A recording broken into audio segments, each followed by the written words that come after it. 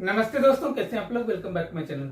दोस्तों, इस बार की जो बजट अनाउंस हुई, इंटरिम बजट 1 फरवरी 2024 की, उसमें आपको पता है कि इनकम टैक्स को लेकर कोई नया एग्जम्पशन अनाउंस नहीं हुआ।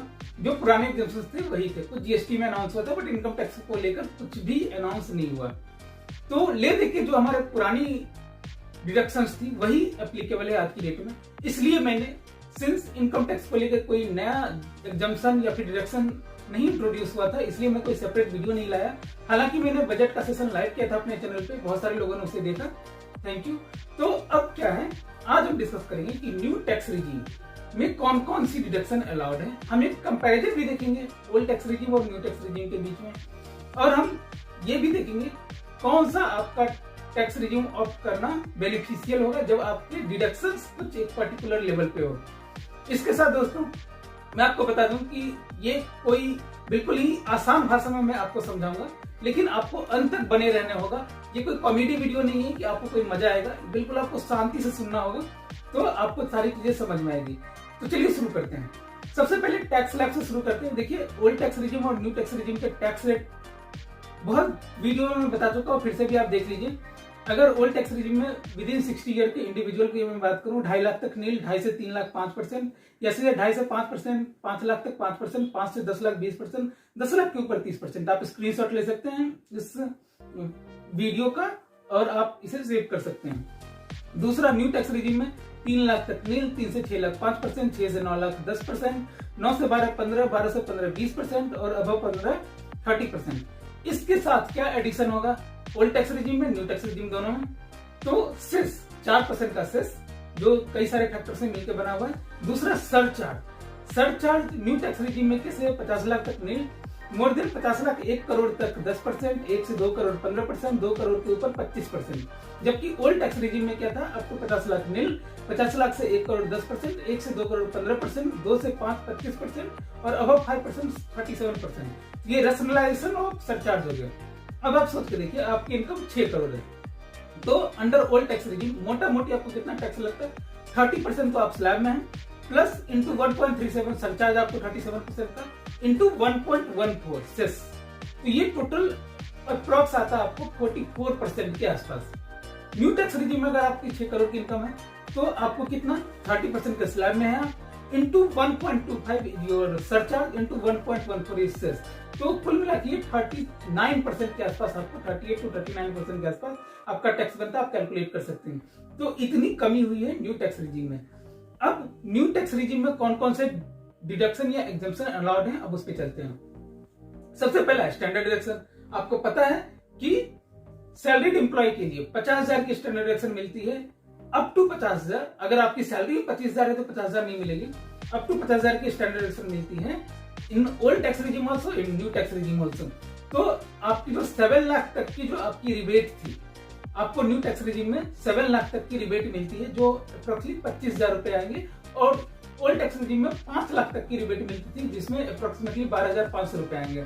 तो अगर ये स्टैंडर्ड डिडक्शन जोड़ दें तो ओल्ड टैक्स रिजीम में 5,50,000 और न्यू टैक्स रिजीम में 7,50,000 तक की आपको टैक्स बिल्कुल नहीं लगे अगर इतनी इनकम है तो। इसके बाद family pension, 1/3 of family pension और 15,000 विच एवर इज लोअर, ये आप स्टैंडर्ड डिडक्शन क्लेम कर सकते हैं न्यू टैक्स रिजीम में।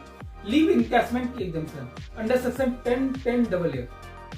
इससे मुझे जानना है कि मैं अभी से मार्च आने में टाइम है, तो मैं हर एक सेक्शन पे एक एक वीडियो बना के लाऊंगा, उसकी एप्लीकेबिलिटी क्या है, कब आप क्लेम कर सकते हैं, क्या क्या डॉक्यूमेंट चाहिए और क्या क्वांटम है उसका और कैसे कैलकुलेशन होगी। हर एक के लिए मैं एक सिंगल वीडियो बना के लाऊंगा, लेकिन अभी मैं ब्रीफ में आपको समझा देता हूँ। Leave encashment exemption. देखिए, लीव इनकैशमेंट 2 तरीके के होंगे। एक तो जब आप काम कर रहे हैं तो ड्यूरिंग द ईयर आपने बोला कि मेरी 3 साल की लीव पेंडिंग है, उसको मुझे कैश करके दे दो। वो आप गवर्नमेंट एम्प्लॉय है, प्राइवेट एम्प्लॉय में, कंप्लीटली टैक्सेबल। हाउएवर सिंस आपकी 3 साल की लीव एक्यूमुलेटेड थी, तो आपको अरियर ऑफ सैलरी की तरह अंडर सेक्शन 89 रिलीफ मिलेगी। अब अंडर सेक्शन 89 की रिलीफ कैसे कैलकुलेट करते हैं, अरियर ऑफ सैलरी कैसे कैलकुलेट करते हैं, मेरी वीडियो है अरियर ऑफ सैलरी की, वो आप देख सकते हैं।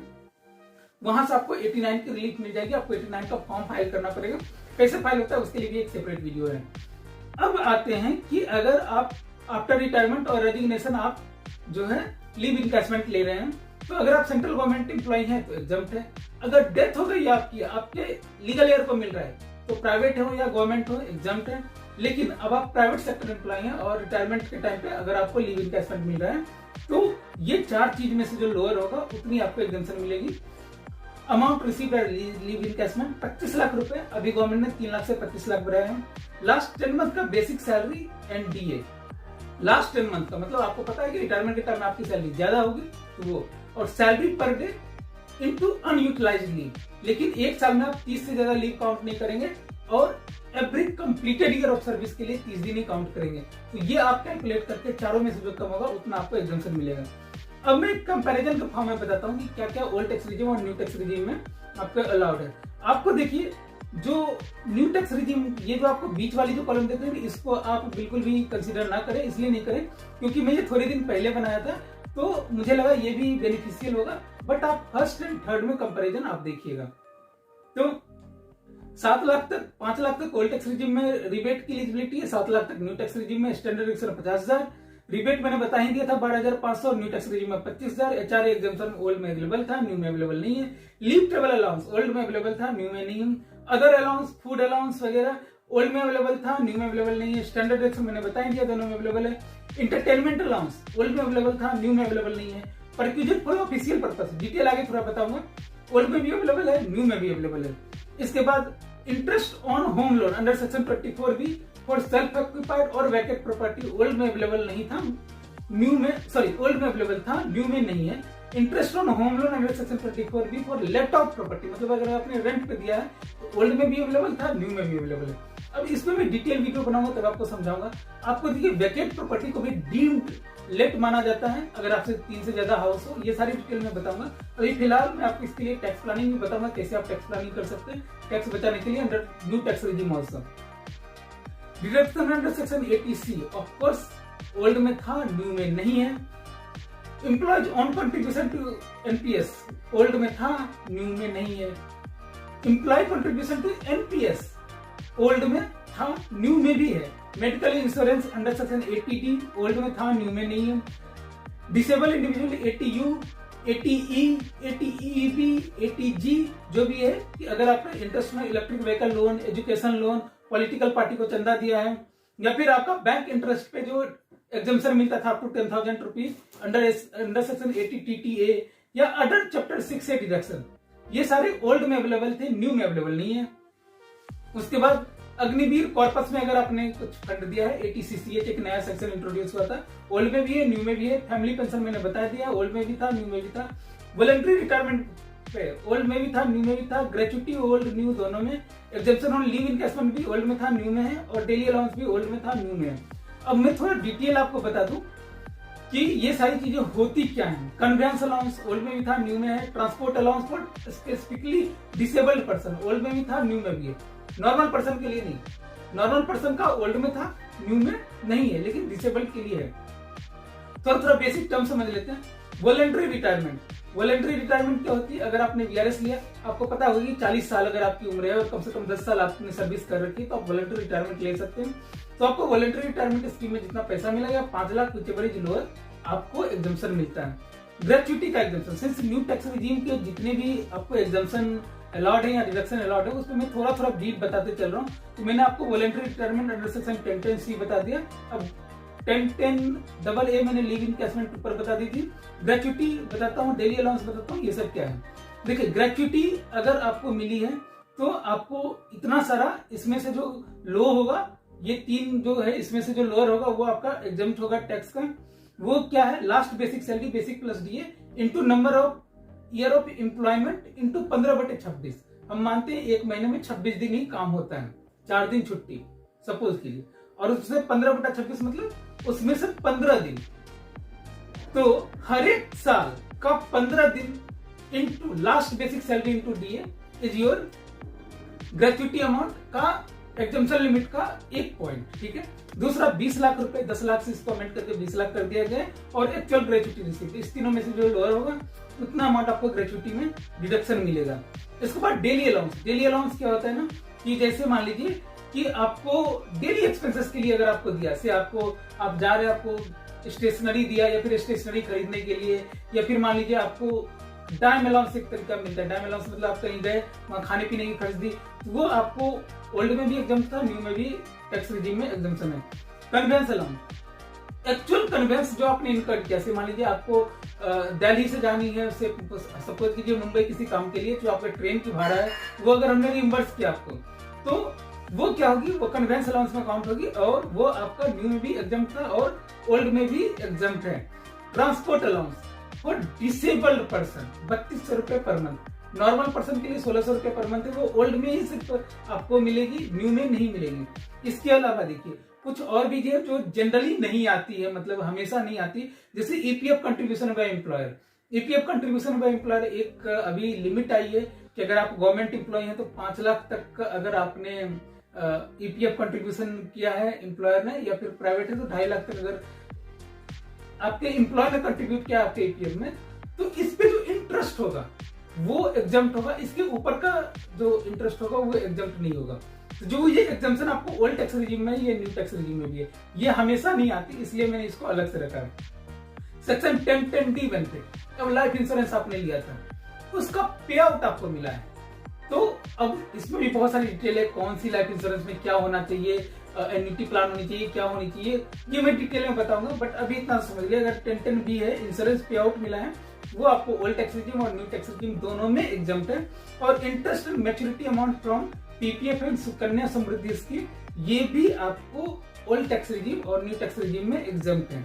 इसके अलावा जो सबसे मेन बात है ATCCD2, अब देखिए ATCCD2 क्या होता है, ये है सैलरीड एम्प्लॉय के लिए ओनली, एम्प्लॉयर कंट्रीब्यूशन करती है एनपीएस अकाउंट में, तो ATCCD2 अब ये कितना तक अलाउड है, वो अलाउड है अगर आप गवर्नमेंट एम्प्लॉय हैं, सेंट्रल गवर्नमेंट एम्प्लॉय हैं तो 14% ऑफ बेसिक एनडीए, और अदर एम्प्लॉयर है तो 10% ऑफ बेसिक एनडीए, इतना तक आप क्लेम कर सकते हैं अंडर सेक्शन ATCCD2। ये तो अगर मैं समराइज करूं तो transport allowance, convince allowance, travel tour transfer compensation, perquisite, जो डेली अलाउंस है ना उसको परक्यूजिट भी बोलते हैं, और परक्यूजिट में बहुत सारी चीज होती है। एम्प्लॉयर ने आपको गाड़ी दी, आपको, आप डायरेक्टर हैं, आपको गाड़ी दी, आपको क्या है, आपको घर दिया रहने के लिए, वो सारी परक्यूजिट का पार्ट है।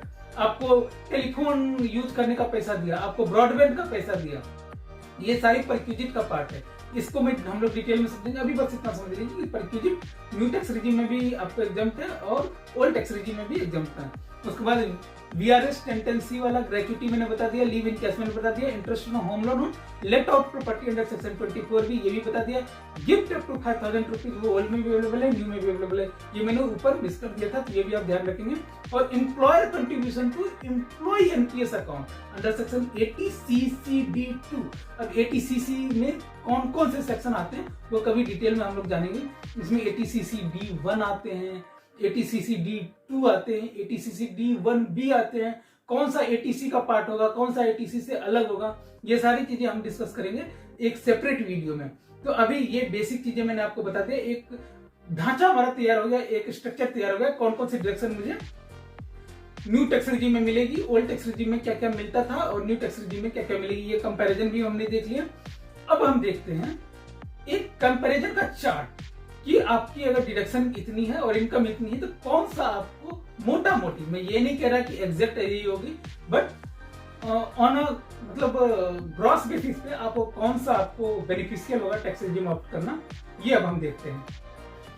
देखिए अगर आपकी इनकम अदर देन सैलरी है, क्योंकि सैलरी में आपको पता है स्टैंडर्ड डिडक्शन मिलती है, तो ऊपर देखिए अगर डिडक्शन है, मैंने ऊपर जो ये आप देख रहे हैं ये डिडक्शन का है, और नीचे मैंने ग्रॉस इनकम लिखा हुआ है, और ये मैंने सेम लिखा हुआ है। इसका मतलब हुआ अगर आपकी इनकम से मान लेते हैं 6,50,000 है और डिडक्शन आपकी 1,50,000 है, ATC की मान लेते, अब ये डिडक्शन का मतलब सारी डिडक्शन मिला के ATC वगैरह और जितनी भी है वो सारी मिला के, अब बोलेंगे एग्जम्पशन तो पार्ट ही नहीं होता ग्रॉस इनकम का, तो मैं ग्रॉस इनकम एक्सक्लूडिंग एग्जम्पशन बता रहा हूँ, और डिडक्शन जो एडिशनल डिडक्शन है वो बता रहा हूँ। एग्जम्पशन और डिडक्शन में अंतर होता है, ये ध्यान रखेंगे। एग्जम्पशन इनकम का पार्ट ही नहीं होता, जैसे आपकी एग्जम्प्ट इनकम है, से मान लीजिए एग्रीकल्चरल इनकम है 5,000 से कम, वो एग्जम्प्ट इनकम है, वो आपकी टोटल इनकम का पार्ट ही नहीं बनेगा, आप इंफॉर्मेशन पर्पस के लिए देते हैं। और डिडक्शन क्या होता है, आपकी इनकम में से डिडक्ट होके वो आपका नेट इनकम निकलता है, gross income minus deduction is equal to net income,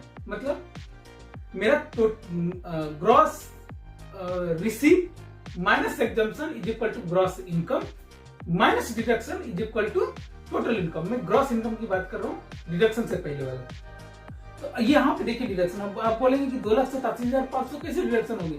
भाई मेरा 2 लाख का तो 24B में डिडक्शन है, बाकी मैंने ATC की डिडक्शन ले लिया, फिर हमें ATD की डिडक्शन है। इस तरीके से ये जो है हमारा डिडक्शन कॉलम है और ये इनकम कॉलम। तो ये जो मैंने सेम लिखा है, सेम मानते हैं कि आपकी 8 लाख की इनकम है और 1,87,500 की डिडक्शन है, तो न्यू ओल्ड दोनों में से कोई फर्क नहीं पड़ेगा।